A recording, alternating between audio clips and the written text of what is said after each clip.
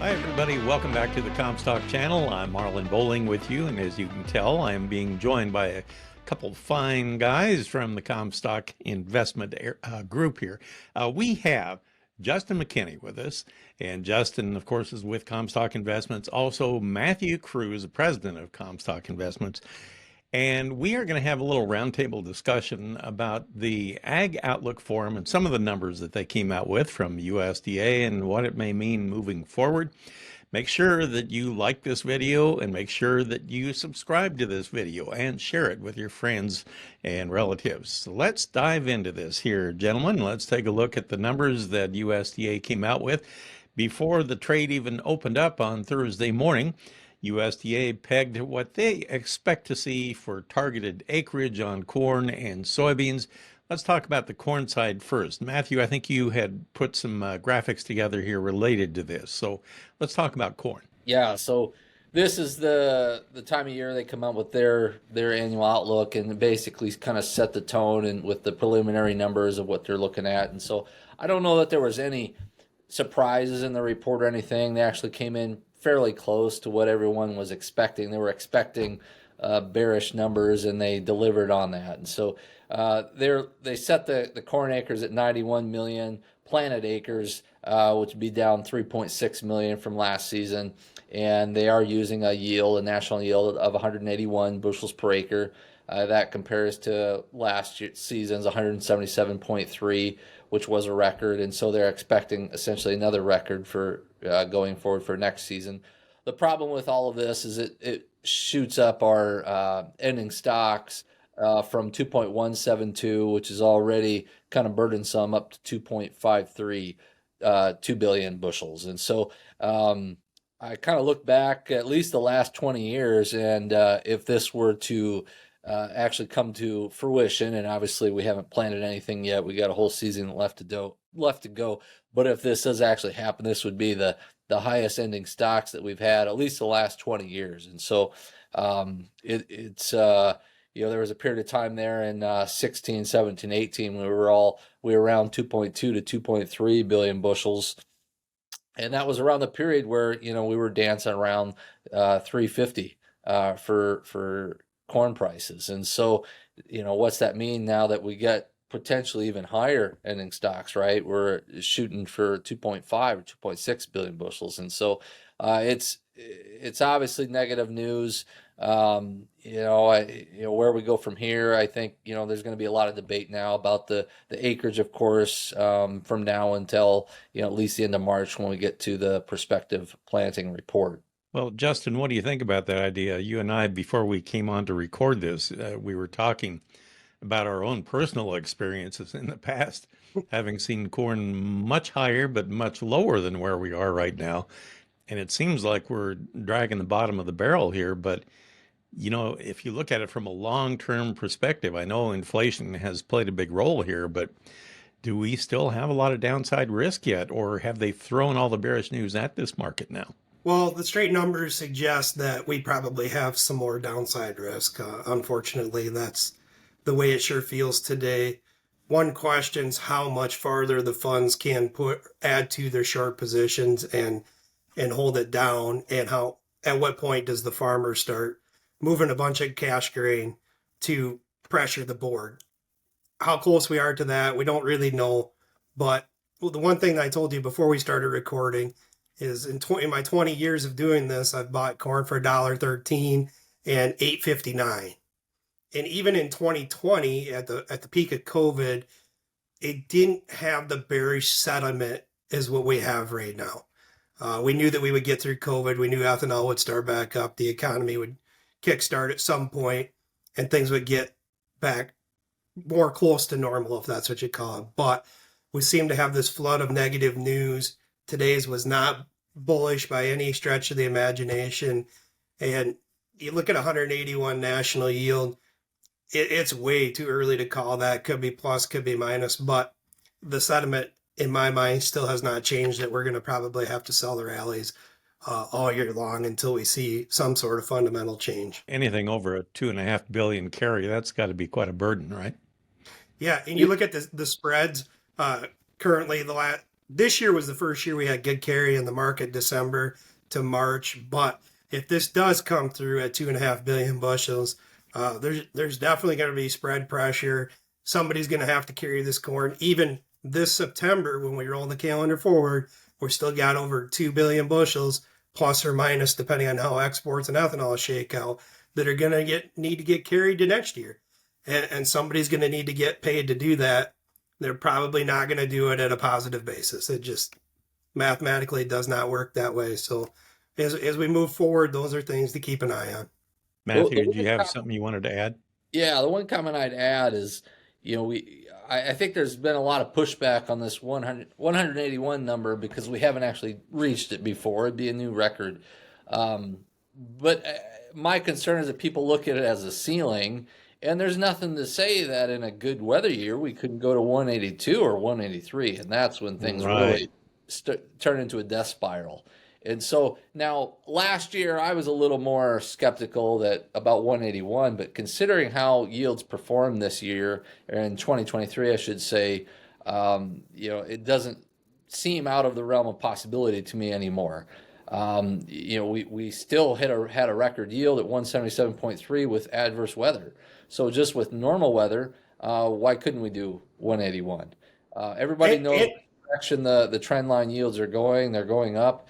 And so in a good season, 181 might not be the ceiling. And so that's just what I want people to think about is who's to say it couldn't be more than that. Now, on the other side of things, these numbers aren't set in stone for acres. You can still reduce those.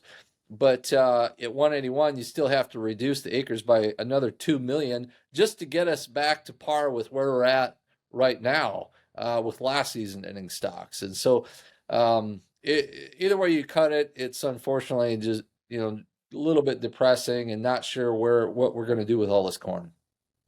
Justin? Oh, and to follow that up, I was going to make that point as well. Legitimately, you're probably going to need to see something in the growing season of a 10 bushel national cut before people get overly excited. If you start at 181 and maybe we don't have the greatest summer or we don't have the greatest planting conditions, you got to walk that thing quite a ways down the ladder before we start changing enough numbers where you get people excited. Well, Matthew, let's take a look at the soybean numbers then that came out from USDA. What did you think of those? They actually increased the acreage quite a bit. Yes, they did. And that was to be expected, right? They're decreasing the corn. They got to take it from someplace. So the acres for beans came in at 87.5 million. That was up 3.9 million from last year. They're using a national yield of 52 bushels per acre. It's up from 50.6 last season. And what that does is that takes our ending stocks from 315 million up to 435 million. And so it's not near as negative as what it is in the corn, but it is increasing the stocks, obviously, and it's taking us from what was a relatively tight position to now just somewhere in the middle is how I'd put it. So the last several years we were at that 250 to 270 million bushel level. In 2018 we were over 900 million, and we're a long ways away from that. But we're no longer in a tight ending stock scenario for the soybeans. Justin, you and I were talking here. If you look at a May soybean chart, what are we, like 15 cents away from that long-term low that we had back in May last year? Yeah, 16 cents here today. It looks ugly. I hate to say it, but it sure feels like a self-fulfilling prophecy there to go down and at least check that low. The one thing on the beans that maybe a little bit shining hope is we will get South America data. We've already talked about USDA versus CONAB, and in the CommStock report, Matthew's done a great job of laying out the numbers on that. So in my mind, I step back and think, okay, we will possibly have some news to at least support the soybean market much before we have on the corn market. Yes, 400 million bushel carry out is pretty robust on the beans, but there's the potential for USDA to at least move that South American crop down yet, closer to CONAB's number, where we might get some short covering or things of that nature to happen. Well, Matthew, you spent some time down in Brazil. You just got back. And from your perspective here, we heard that we had some pretty decent corn sales this last week here out of the U.S. Soybean sales were faltering, but in both regards, is that window already starting to close where we can expect to have much in the way of export sales for U.S. corn and beans now? Well, it depends which crop you're talking about. We're entering into a period now where the U.S. should control the corn export window because Brazil's effectively exported everything that they had from last season. I think they're January they still had a little bit, but they're expecting their February exports to plummet now. So it's pretty much we're the only. Maybe there's a little bit coming out of Argentina or Ukraine, but it pales in comparison. So we're pretty much the only game in town now until maybe June, July, somewhere in there when their crop comes online and they begin to export again. But it's a different scenario in the case of soybeans, where they've been starting their harvest now. I want to say they're probably close to a third done already, and so that though. It's just now starting to reach the ports, and that'll begin to pick up here in March and April and kind of reach its peak in the month of May. And so, we are entering that window now where you're going to see those exports shift to Brazil on the soybean side a lot more, but that's kind of to be expected. There's no great surprises there. That's been happening the last several years. Well, Justin, there was a lot of numbers that were thrown out there. Did you notice any other numbers that really maybe struck a chord with you? Was there anything maybe related to wheat this year? You're in the Northern Plains. Maybe that was of interest. Terrible, just like everything else. I mean, all wheat stocks are projected to increase. We still struggle to match the cheap Russian wheat on the market. It's a tough row in the wheat market right now. And I am hearing from some North Dakota clients that nothing pencils this year, and they are going to go with wheat just as a loss leader and try to pick up some yield advantages and harvestability and timing and all sorts of things that go into that decision. But I kind of wonder if those spring wheat acres won't creep up some unless soybeans do end up rallying a little bit, or corn. But at a loss, it looks like there could be a few more spring wheat acres up there. Well, we have corn and wheat continually making new lows for the move, and soybeans aren't far from it right now. And I know Joe Camp and I had talked yesterday on our podcast about the old axiom, markets tend to bottom on bearish news. And, again, I come back to that where I don't know how much more bearishness we can throw at it. I mean, we've almost already thrown the kitchen sink at it right now. But considering where the funds are right now, do you think there are a lot of, as they say, bottom pickers on the sidelines waiting to jump in there at any sign of maybe a possible turn for at least a short-term rally here? Well, those bottom pickers have tried, the last 40, 50 cents and have been unsuccessful for the most part. So everybody's pretty long corn in the bin. Not a lot of farmer interest in that bottom picking. I do think from a commercial standpoint, either hogs or cattle, it does not look like you need to get anything bought. The stocks number says there's going to be plenty of corn. The bean number says we're going to have plenty of meal, but they also said at $8 corn, we were going to run out of corn. And it just seems like value from an end user side, we may be getting pretty close to where people will start locking some stuff up, at least through the summer months. Well, if it pencils out for a profit, shouldn't you start doing something then? Right, and maybe not the fear of it rallying wildly, uncontrollably, but like you say, lock in the profit. Those hog guys had a tough year last year, and locking in profit seems to be at least of some interest at this time. Okay. Matthew, what do you think? Anything outside of the corn and beans? I think we all need to learn how to plant cotton. That's the only thing row crop that's rallying right now on the board. It's having a good moment. I'm hoping it can continue to rally. We're actually I'm gonna do a report on it next week, but yeah, it's about the only thing that pencils right now. Cotton does compete a little bit with corn on acres, especially in the Texas Panhandle where much of that cotton is raised. I don't know how much it can take from corn acres. I suppose 2, 3, 4 million theoretically.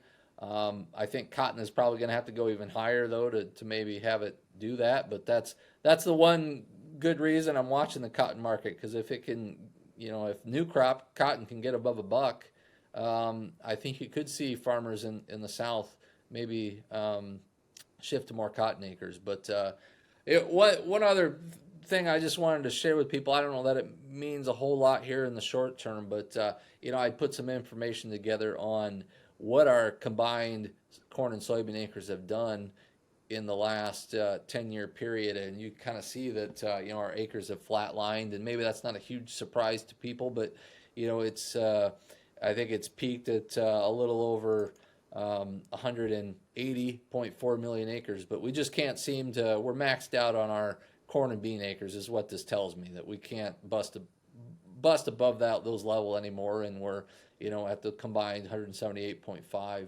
million acres, and so. But we continue to get better at production, and and that's kind of what's got us in this situation. So now we more or less set our sights on the prospective plantings report then? Yep, that's coming up next. I think it's March 28th, and so there's going to be a lot of discussion and, of course, intense scrutiny and what's going to be planted, and we talked to a lot of people that are set with their rotation, and it doesn't seem to be a lot of people that maybe change their mind at the last minute, but they're out there. And so, Justin, I don't know if you have a better, feeling on that about where people are with their rotation. But at least on my farm in our area, it seems like people set their rotation months in advance, and it's pretty hard to get them to change. Yeah, I would agree with that. Possibly if we got real late with some spring wet weather, north of I-90, potentially you might see a couple people switch to beans. But as the soybean yields have increased in the Minnesota border south, Iowa, Illinois, places like that, they haven't quite kept pace in those earlier maturity beans. So it's pretty tough for guys to want to grow beans. Even on my latitude and longitude lines, what used to be a 50 bushel bean crop is now a 62 or a 64 bushel is probably considered average. And they just haven't seemed to make that, the genetics haven't made that jump north yet like the corn has. So to bank on a huge shift in acres just doesn't feel that likely at this time. Well, guys, I appreciate you taking time to help make sense out of that Ag Outlook Forum and the numbers that came out of it. And again, it's just a projection. Things can really change before the end of March and the final estimates that we have before the planters hit the field. Anyway, thank you very much. I appreciate it. And we'll talk with you guys both again real soon. That is Justin McKinney and also Matthew Kruse with us, both from CommStock Investments. That'll do it for this episode. For producer Breanne Hendrickson, I'm Marlin Bohling. Catch you next time on the CommStock channel. Thanks for joining us on our CommStock YouTube channel. Don't forget you can also find us on Facebook and TikTok as well.